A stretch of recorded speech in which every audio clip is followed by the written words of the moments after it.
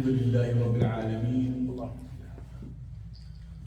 والصلاة والسلام الأتمان على سيد الأنبياء والمرسلين خاتم النبيين رحمة للعالمين وعلى آله الطيبين الطاهرين وعلى أصحابه الغر الميامين. أما بعد، قال الله عز وجل في كتابه المجيد والفرقان الحميد بعد أعوذ بالله من الشيطان الرجيم بسم الله الرحمن الرحيم يا أيها الذين آمنوا اتقوا الله حق تقاته ولا تموتن إلا وأنتم مسلمون. وقال الله في مقام آخر قل لا أسألكم عليه أجرا إلا المودة في القربى. صدق الله العظيم، صدق رسوله النبي الكريم، ونحن على ذلك لمن الشاهدين والشاكرين والحمد لله رب العالمين. Dear respected brothers, Assalamu alaikum wa rahmatullahi wa barakatuh. Between last Friday and this Friday, two major historical events passed. On the 20th of the Arabic calendar, Hijri calendar, 20th of Jamad al-Akhir, was the birth of Sayyidatina Fatima Zahra radiallahu ta'ala anha. And about the 13th Hijri,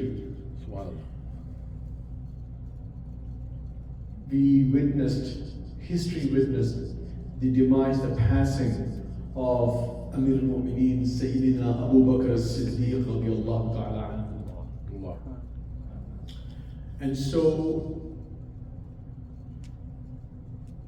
I feel it is a responsibility, considering the times that we are going through, that we spend time and not choose between either of these topics.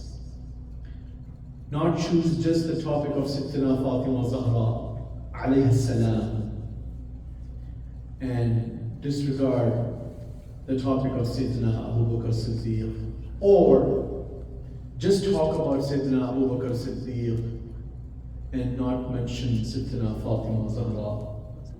As unfortunately today we see people aligned on two sides which in fact are on the same path, which are on the same boat, which are on the same network of Sayyidina Muhammad sallallahu alayhi wa sallam. So we are obliged, and it is a pleasure that Allah subhanahu wa ta'ala has kept us among those who are firm followers of Ahlul Sunnati wal Jama'ah, that we are the lovers of Ahlul Bayt, and we respect and honor the Ashab al-Kiram Ridwanullahi ta'ala alayhim ajma'in. Sayyidatina Fatima Zahra was born as the fourth child of Sayyidina Rasulullah sallallahu alayhi wa sallam. So we believe that there were four daughters of Sayyidina Rasulullah sallallahu alayhi wa sallam. And Allah subhanahu wa ta'ala has granted great maqam, great rank to all of the children of Sayyidina Rasulullah sallallahu alayhi wa sallam.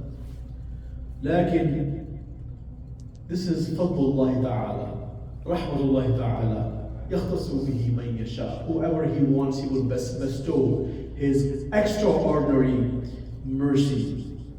And Sayyidatina Fatima Zahra has that extraordinary love that she finds of Rasulullah sallallahu alaihi wasallam. She is the most beloved daughter of Sayyidina Rasulullah sallallahu alaihi wasallam. She was born before the Hijrah. She was born around the time of the announcement of the nubuwwah, the prophethood of Sayyidina Muhammad sallallahu alaihi wasallam. And she migrated to Medina Munawwara after Sayyidina Rasulullah sallallahu alaihi wasallam migrated along with him. And she was often referred to as Abiha.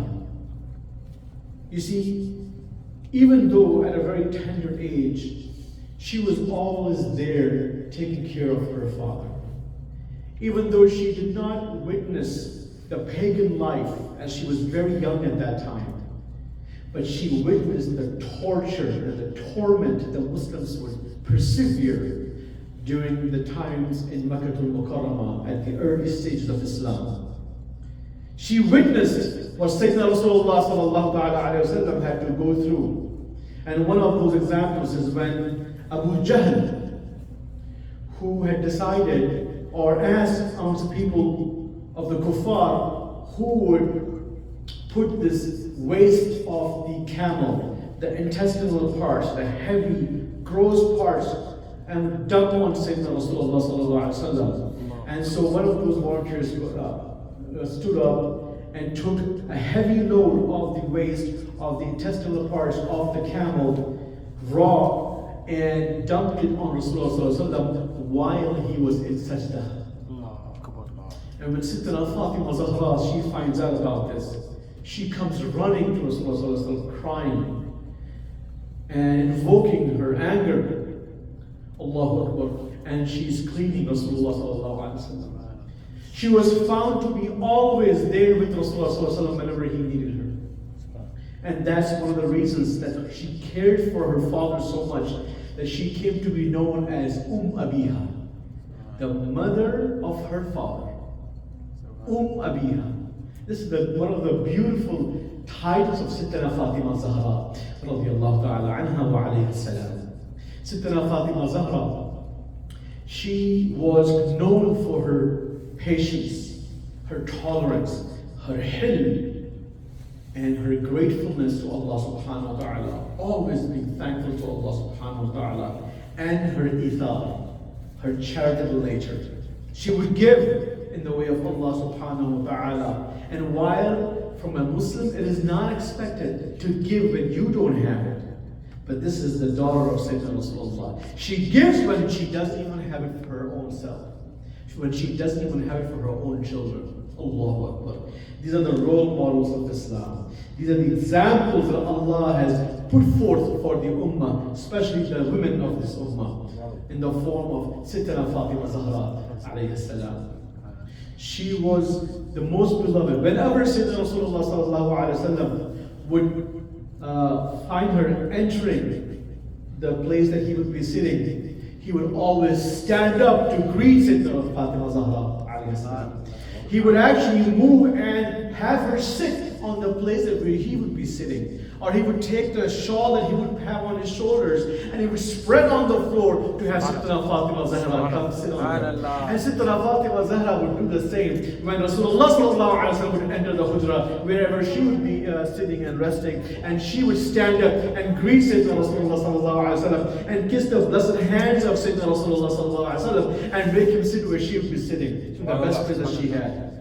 Sayyidatina Fatima Zahra was the most beloved of Sayyidina Rasulullah sallallahu alaihi wasallam, and she is known to be the most closest in speech to Rasulullah sallallahu alaihi wasallam. That Sayyidatina Aisha Siddiqa radiyallahu anha, she says that whenever she would speak, it would be as if Rasulullah was speaking.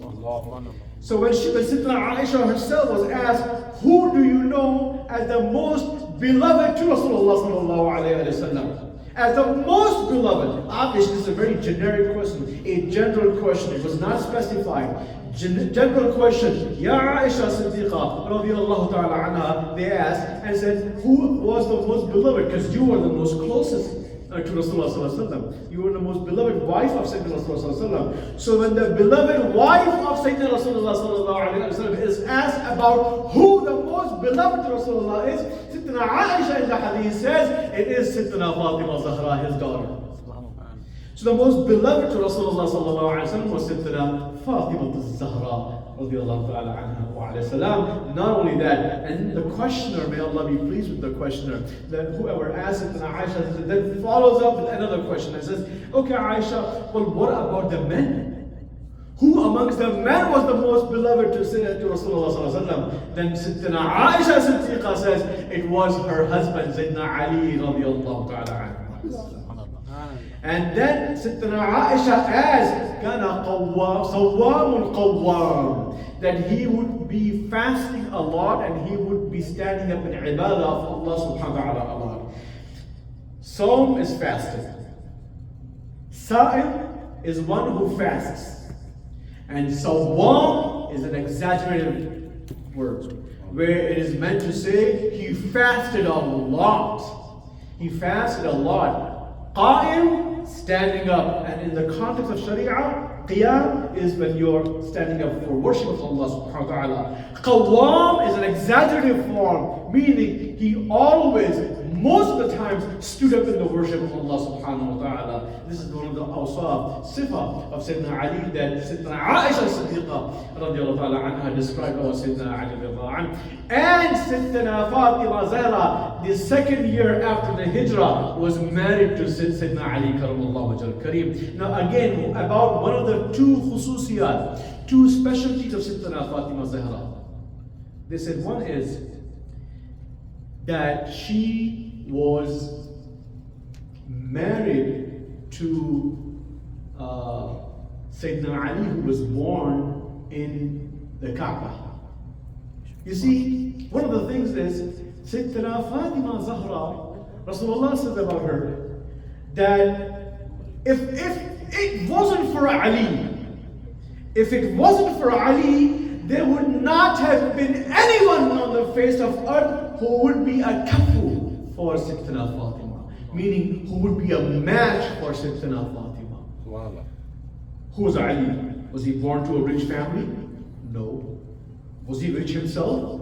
No. Did he have lots of wealth or power? Was he a leader? Was he any kind of worldly attraction that people would go after? No.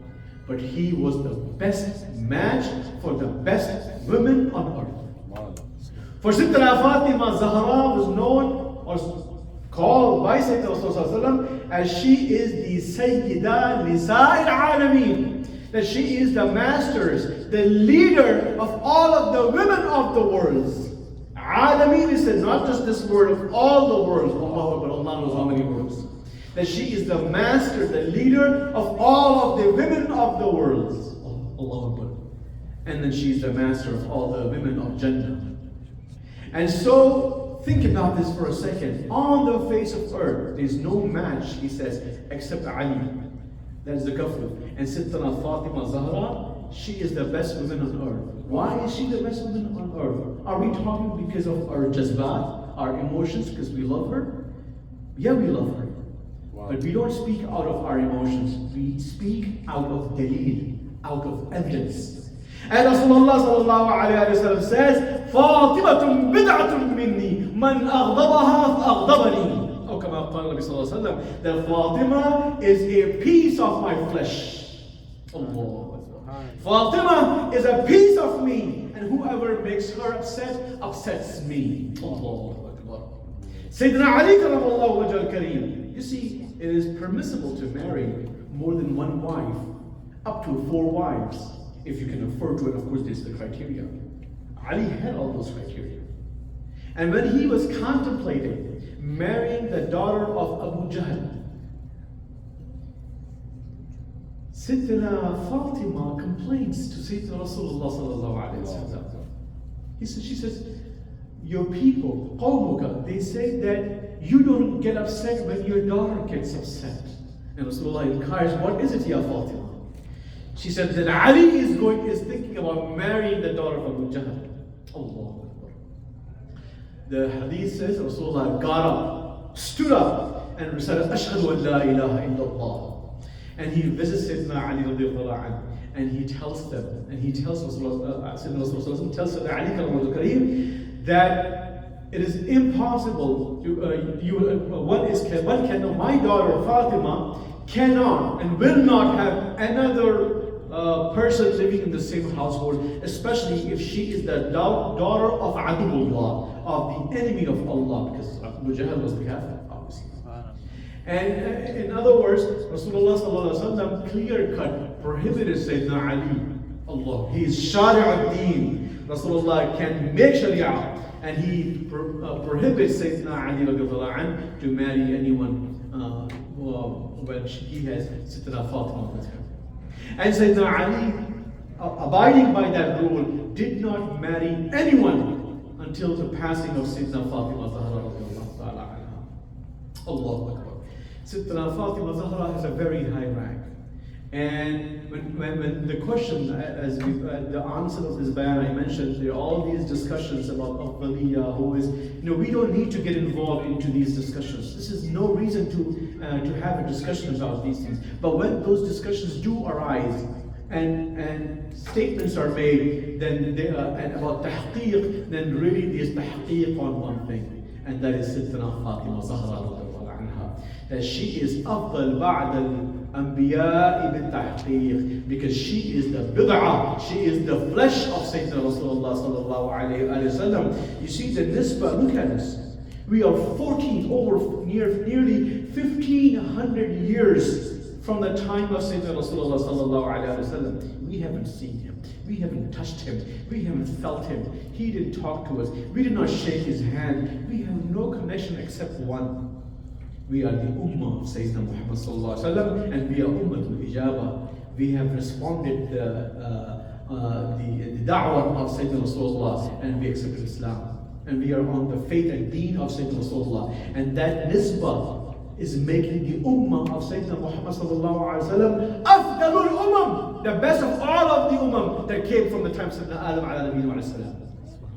So much so that in the qiyamah, in the akhirah, when the time for accountability will start, even though we are the last ummah, we will be the first ummah who will be entering the area of accountability.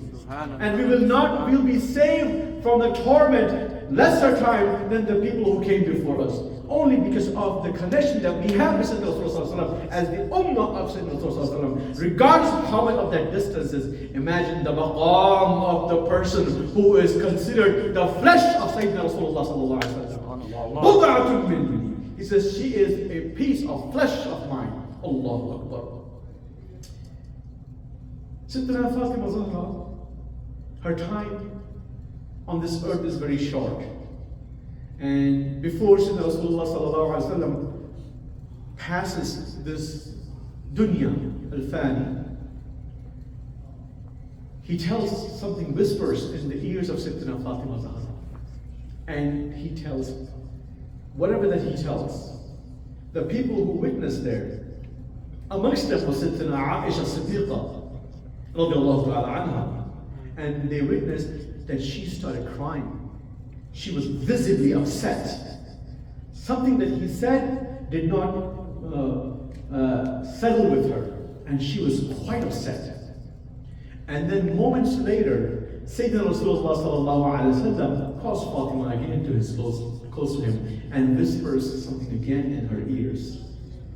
And upon the second whisper, the ones who were around this beautiful, blessed gathering, they witnessed that she started smiling. Her face resumed to peace and contentment and happiness. Allahu Akbar.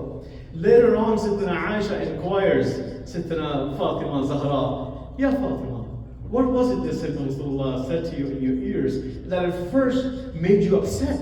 And we saw tears coming out of your blessed, beautiful face. And then later he whispers again, and we see that you are happy. He said, the first thing that he said to me when he first whispered in my ears was that, Ya Fatima, my time to return to my Lord has come close, and I will be leaving you soon. No. My time on this earth has come to an end, and I will be returning to Allah subhanahu wa ta'ala very soon. And obviously, as any child, this is the child of Rasulullah, this is Fatima, known as Abiha. She obviously is disturbed by this news, and she gets upset and she cries and she is feeling very bad. And then upon witnessing that, Rasulullah calls her again, and Rasulullah whispers again, and she said, the second time when he called me to whisper again, he says, Ya Fatima, don't you worry. After I pass away from this earth, you will be the first person to come meet me. And that, Sayyidina Fatima said, that gave me the rejoice that I needed. That gave me the bashara that I needed, the good news that I needed, and it pleased me that I'd be the first person. And so exactly that happens. That soon after the passing of Sayyidina Rasulullah sallallahu alaihi wasallam, about 5 months into that time, she passes away from this worldly abode and returns to her Maker. Allahu Akbar. Sayyidatina Fatima Zahra, one of those issues that is now commonly discussed. Let me bring that to your awareness as well before I wrap this conversation, and I promise you we'll talk about Sayyidina Abu Bakr as well. Before the passing of Sayyidatina Fatima, after the passing of Sayyidina Rasulullah sallallahu alaihi wasallam, one of the things that Sayyidatina Fatima did, and this is obviously a right of Sayyidatina Fatima from Quran Kareem. So what she did is exactly what Quran commands, is that a child, offsprings of the deceased parents, have the right to receive the inheritance from their parents. This is the general Muslim law and a universal law for that matter. And so Sayyidatina Fatima Zahra, she reaches out to Hazrat Sayyidina Abu Bakr as-Siddiq radiallahu ta'ala anhu wa Amir al-Mu'mineen, and she lays down the request as per the Sharia, as she understood it from Quran Kareem, that she is there to receive the garden of Fadak. Fadak was this large, vast piece of land with gardens in it, and it was used to be, during the time of Sayyidina Rasulullah, a source of sustenance for his family members, his children and his wives. And so she went to acquire a piece of that as part of her right. And Sayyidina Abu Bakr at that, he said, Ya Fatima, I've heard from Rasulullah sallallahu alaihi wasallam that نحن معشر الأنبياء لا نورث ما تركناه صدقة. Oh Fatima, I heard from Rasulullah sallallahu alaihi wasallam that we are a nation, the people of Anbiya, amongst prophethood, we do not leave any inheritance. We only leave knowledge. So what we leave in worldly things are all sadaqah, are for the ummah. And so it is said that she was upset at that and she returned. And there's no doubt that she obviously was taken back by that response. But was Sayyidina Abu Bakr right in doing so? Well, some would argue that you have one place, Quran Kareem, and another place, a singular hadith riwayah that is narrated by a single person, because only Sayyidina Abu Bakr knew about this narration. So in the hadith signs, when you have a narration of Sayyidina Rasulullah received from one source as opposed to mutawatir, multiple sources, multiple times, the multiple times has more weight. So why did Sayyidina Abu Bakr? There's one simple answer for that. It wasn't that Sayyidina Abu Bakr said, I heard another Sahabi who heard from Rasulullah in a singular report, then it would have been a weaker narration. It is Sayyidina Abu Bakr as-Siddiq himself listening from the blessed tongue of Rasulullah sallallahu alaihi wasallam. So Abu Bakr heard it himself. So now this is a direct narration from Rasulullah sallallahu alaihi wasallam to Abu Bakr. Obviously that has a stronger weight. And so that simply solves the problem. Does that make sense? It is not that Sayyidina Abu Bakr said, I heard it from such and such Sahabi who individually heard it from another, from Rasulullah sallallahu alaihi wasallam. That will be hadith ahad, a weak source as opposed to mutawatir hadith with multiple sources. But what if Amir al-Mu'mineen, Khalifa Rashid, Khalifa Awwal, Sayyidina Abu Bakr as-Siddiq, he is the one who is himself listening to this blessed words of Sayyidina Rasulullah into his own ears. Well, that settled it. But it didn't end there. People then also make that issue and expand on that and try to make this divide when there is no divide. She did not go past this earth without the blessing, without resolving this between her and Sayyidina Abu Bakr. Sayyidina Abu Bakr actually came home to the hujra of Sayyidina Fatima Zahra. And he was greeted by Sayyidina Ali karamallahu wajhal kareem. And after the permission of Sayyidina Fatima, he entered the house of Sayyidina Fatima, Sayyidina Ali radhiyallahu anhuma. Sayyidina Ali lets him in the house, and Sayyidina Abu Bakr says to her, Ya Fatima, I cannot enjoy or feel anything that I have in this world. And who is Abu Bakr this time? He's Amir al-Mu'mineen, Khalifa Rashid. He's the leader of the men of Islam, leader of Sahaba. He is the vicegerent of Rasulullah sallallahu alaihi wasallam. He says, nothing means anything to me, Ya Fatima, when I know that you are upset with me. This is Abu Bakr.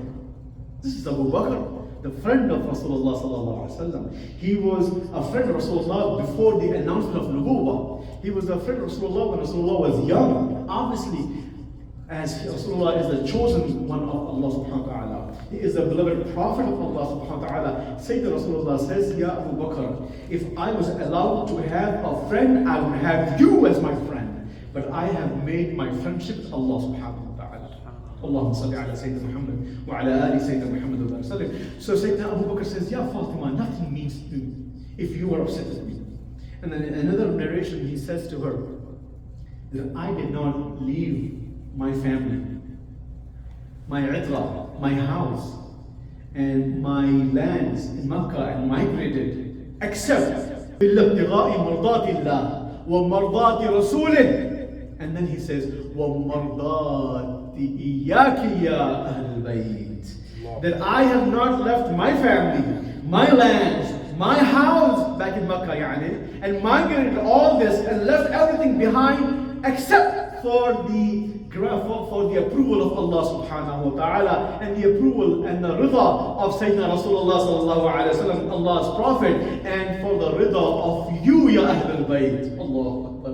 These are the grand words of Sayyidina Abu Bakr as-Siddiq. He says in another narration, every hair strand of my head has the ihsan of you, your father, Sayyidina Rasulullah, and you, Ya Ahlul Bayt. Allahu Akbar. So this was the love of Sayyidina Abu Bakr for Sayyidina Fatima and Ahlul Bayt. How dare you try to divide the love between Ahlul Bayt and Sahaba? Sahaba and Ahlul Bayt are one and the same. Their categories are different. So like Sayyidina Imam Malik, when he was asked about the rank of Sayyidina Fatima, he says that لا أفضل أحد من الصحابة على بدعة النبي صلى الله عليه وسلم. Imam Malik and Imaduddin Quadri narrates this, and Sayyidina Imam Abdul Haq Muhaddis Dahlawi in his book Taqwiyatul Iman, he quotes this quote of Sayyidina Imam Malik, that I do not give a higher rank to anybody amongst the Sahaba over the flesh of Sayyidina Rasulullah sallallahu alaihi wasallam. But that doesn't mean the rank of Sayyidina Abu Bakr is any less. He is the best amongst all of the Sahaba radhiyallahu. He is the beloved of Sayyidina Rasulullah sallallahu alaihi wasallam. He is the one who Rasulullah trusted as his companion in migration from Mecca to Medina Munawwara. That time period that he had with Rasulullah sallallahu alaihi wasallam during the migration in Ghar al-Thawr. Sayyidina Umar is quoted as saying that I would give up my entire life's good deeds for those moments that Abu Bakr had with Sayyidina Rasulullah in Ghar al-Thawr, in the time of migration. How can one question the rank of Maqam Sayyidina Abu Bakr when he is the one who Rasulullah has admitted to be next to him till Qiyamah and rest in his place in the Hujra where Rasulullah is resting in Madinah al-Munawwarah. So dear brothers, let's not fall to the traps of fitna that we are exposed to in our times. Let's not take sides when there is no sides to have. Ahlul Sunnah wal Jama'ah is an encompassing body of all of this. That we believe in Allah subhanahu wa ta'ala, we believe in Rasulullah sallallahu alaihi wasallam, and we believe and love in everything and everyone associated with Rasulullah sallallahu alaihi wasallam. End of story. There is no debates about who is afdal, who is less rank, who is higher rank. Everyone has their own rank. There is partial higher rank specialties of every Sahabi. Of course, like the other said, that the maqam of Ahlul Bayt is different and Sahaba is different. There is no comparison. This one is the flesh of Rasulullah, one is the bloodline of Rasulullah, and one are those who spent their lives and gave away their wealth, their health, their lives for the sake of Iman, for the sake of Rasulullah sallallahu alaihi wasallam. They stood by Rasulullah sallallahu alaihi wasallam, behind him and in front of him to protect him and to convey his message. They stood by Rasulullah even when they had to leave their livelihoods. They stood by Sayyidina Rasulullah sallallahu alaihi wasallam when they had to to suffer the torments of this dunya and the torture of the kuffar. They stood by Sayyidina Rasulullah sallallahu alaihi wasallam when they had to leave their homes behind, their families behind, when relationships were broken because of the fact that they only accepted Islam. The Sahaba radhiyallahu ta'ala anhum ajma'in, and we Ahlul Sunnah wal Jama'ah will not forsake neither the Sahaba, neither Ahlul Bayt. وما علينا إلا البلاغ وصلى الله تعالى على سيدنا محمد وعلى آله وصحبه أجمعين.